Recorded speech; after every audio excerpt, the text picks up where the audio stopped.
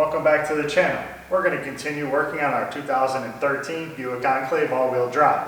Last time we got it all apart and started some rough pulls. This time we're going to fine-tune our pulls and get it ready for our infrastructure and our quarter panel to go up there.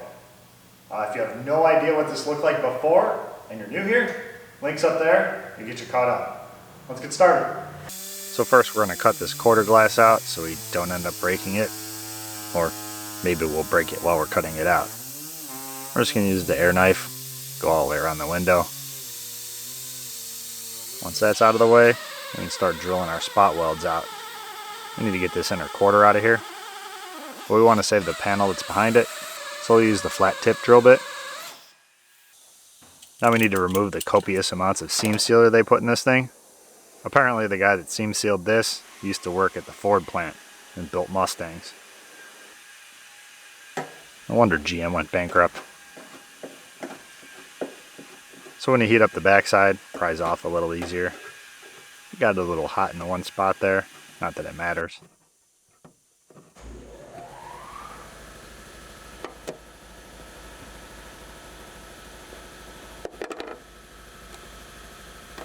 But there's one weld hidden under there. This piece overlaps the other piece. It's sandwiched in between, so we have to drill on both sides.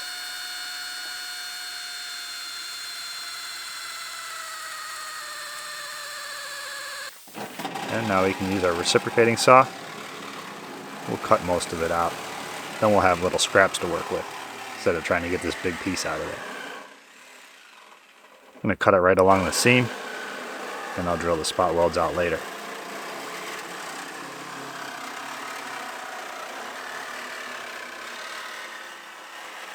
Cut almost down to the floor.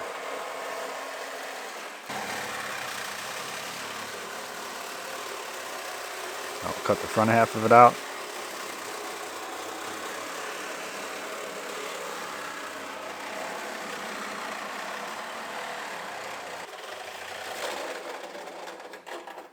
And pile. And we got that out of our way so that we could put a clamp on there and pull this inner structure. That D pillar is pushed over a little bit, so we're going to straighten it out. Got a couple little buckles in it. So we'll pull it out, stress relieve it, get it right back where it belongs.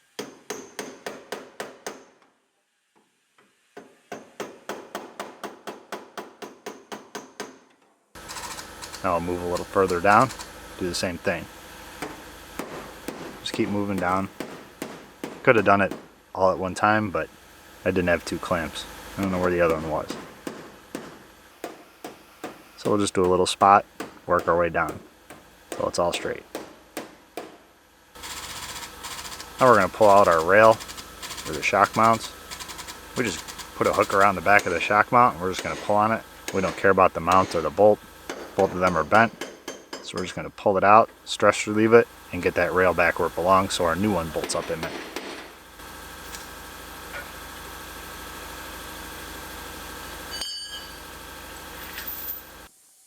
Our striker was pushed over pretty good, so we're just going to hammer it back where it belongs with our striker adjustment tool. A little more fine tuning. We threw some tape lines up. We're going to cut our outer quarter panel where our final cuts are going to be. So we'll just put the tape line up there and cut along the tape line. Keeps me going in a straighter line. I don't necessarily need the tape line because I'm just going to transfer these pieces onto the new quarter and cut it exactly where it was. But at least it'll be straight.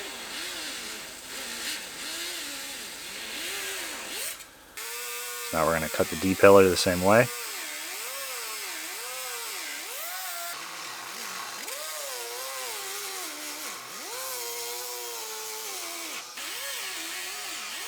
And you have to be careful at the two ends because we want to cut through the outer panel, but not the panel underneath. In the center, there's nothing underneath it, at least not that the grinding disc can hit, so don't have to worry. But the two edges, you don't want to cut through the other panel. You can grind out the spot welds that are holding this piece in. Just a couple of them. We're going to cut the center out later.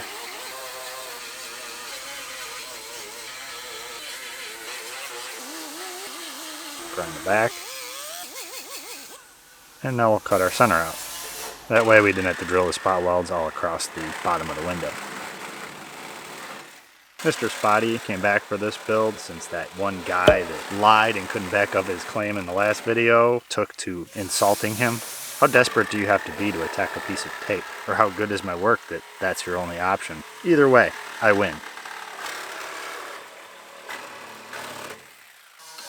We'll knock our spot welds loose that the reciprocating saw didn't shake loose in the pile. And we'll knock our back piece loose.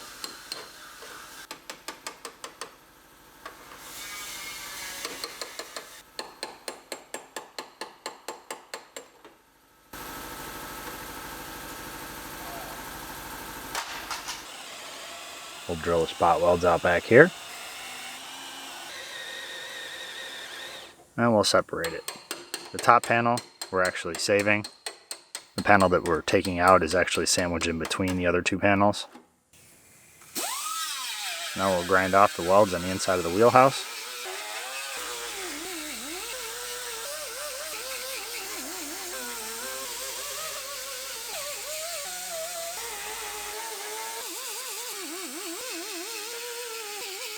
And we'll grab our spot weld breaker that the veterans of this channel recognize as the headlight removal tool.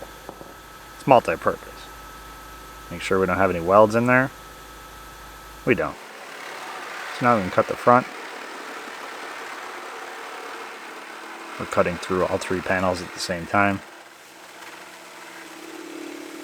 Higher than we need. We don't want to cut too much.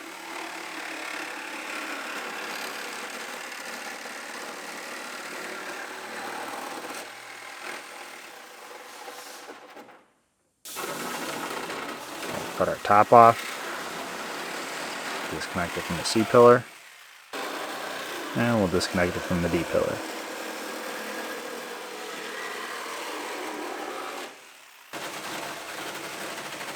And this little piece was bothering me, primarily because it was probably going to try to scratch me, so I bent it out of the way.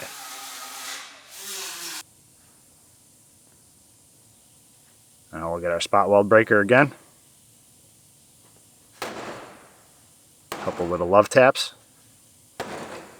and the spot welds break free. Pull this whole piece out of here. Actually, 3 pieces. Couple more taps with the breaker.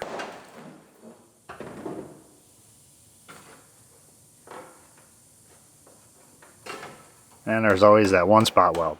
So we'll knock that out of there before we tear it up anymore.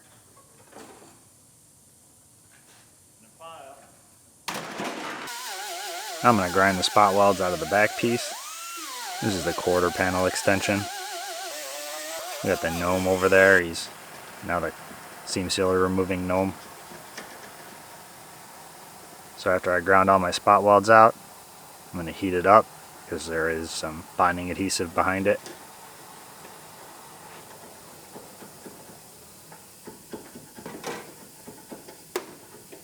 That's the blue stuff. We'll pry that piece back.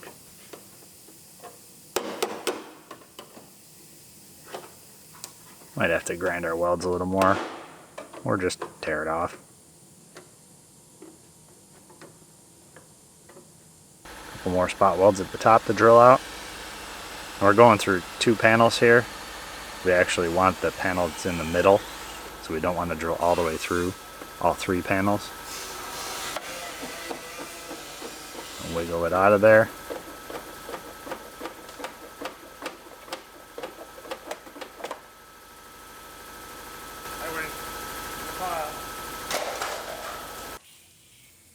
Now we can grind the spot welds out of the rest of our quarter at the bottom.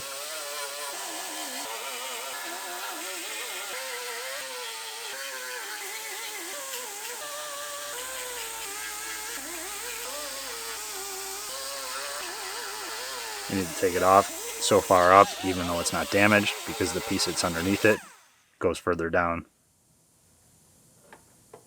So we break our spot welds out. We did cut our line up in the front, put it underneath the sill plate in a nice flat location so it'll be easy to weld back up and cover up. Minimal body work. Even though I don't do it, try to keep the body guys from having to do too much work. So we missed a weld. We'll grind that.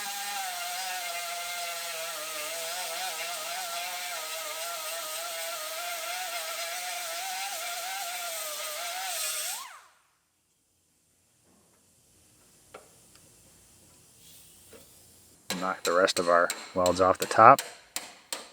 And then pinch weld.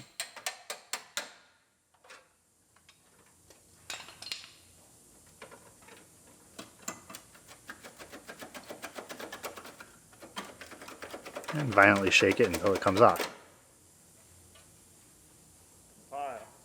And now we can see the inner panel. That's why we had to take off so much. So now we're going to remove that inner panel. That's actually the outer wheelhouse. It goes all the way around, or it used to, until some crazy guy got to it with a sawzall.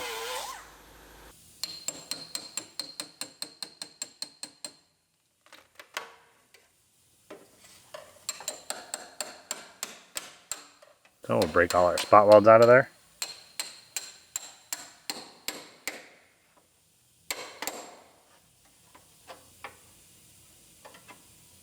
And we'll peel this thing off of the foam.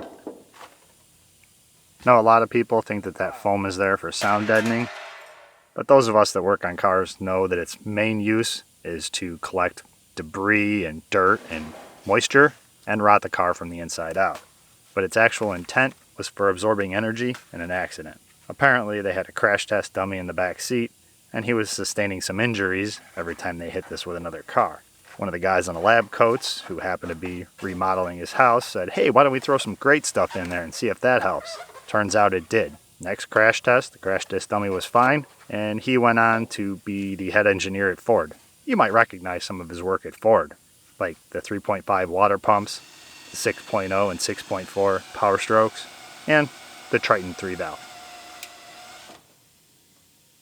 Why, yes, it would have been much easier to drill those out when the rest of the inner structure was still attached, but I was really excited to use the reciprocating saw and forgot all about it. So it's going to take an extra couple minutes. We could have ground them out too, but we just used our flat tip drill bit on that. So we'll knock our spot welds loose and remove the last little bit of the inner quarter.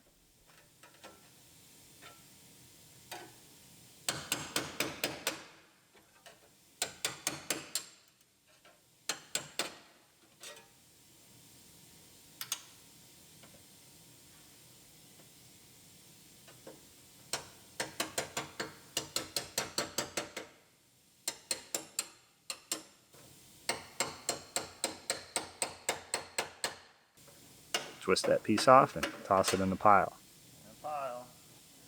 So it's much easier to work with these little scraps to remove them. That's why I cut that big piece out. Trying to get in there and get around it with it all attached. It's worth the extra time just to run the sawzall down it and make the pieces you're working with a little bit smaller. So we drilled the spot welds out on the back. We're just going to slide our breaker down and pull that little strip out.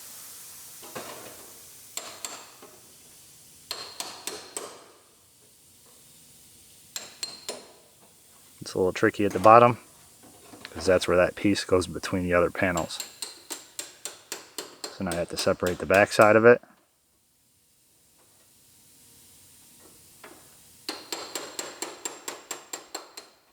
And it looks like it's loose.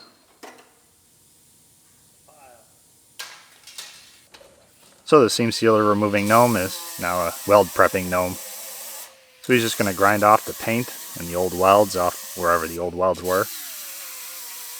Sometimes there's some little burrs, little pieces of metal that don't come off, especially when you use the breaker to remove the inner quarter. We'll just clean them up. Then we're going to go clean up the new parts on the other side to match.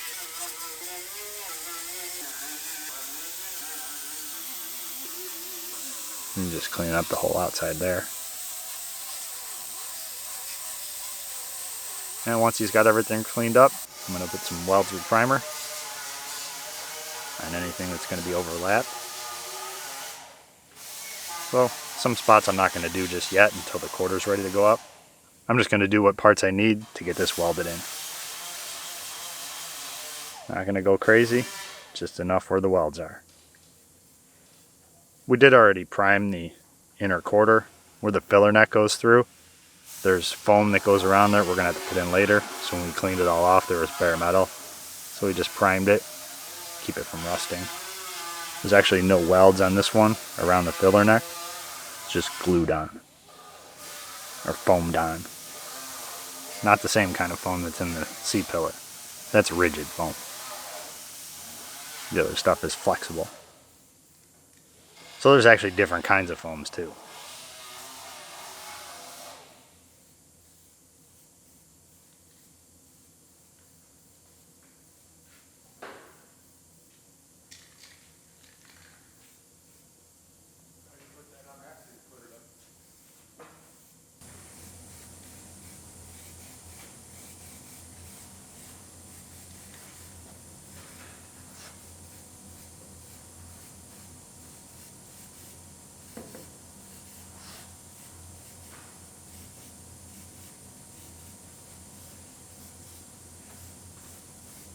And our piece is all prepped, ready to go up in there. These are our custom masking systems, so we can not get any overspray all over everything, and we'll go ahead and put our weld through primer on the truck side. SUV, car, crossover, whatever you want to call it. Now that piece that's sticking up in the front is actually the outer wheelhouse. We're going to overlap our panels by about 4 inches. And the reason for that is that panel goes about almost where I cut the outer quarter. And in order to get it out of there, you have to remove that rail that runs down the length of the entire rocker, which means I have to pull the whole uniside off, pull that rail out, then pull that piece out. So if we just section this top and overlap it, it saves us a lot of extra work, and it'll be just as strong. Probably more so. But if it's not, luckily there's foam in there that'll hold the car together until it rusts out. If you're looking for the custom masking system, check my Amazon store. It is included free with most purchases. So that's about as far as we're going to go today. Next time we come back, we'll get our pieces up here and start welding them up. Thanks for watching, and I'll see you soon.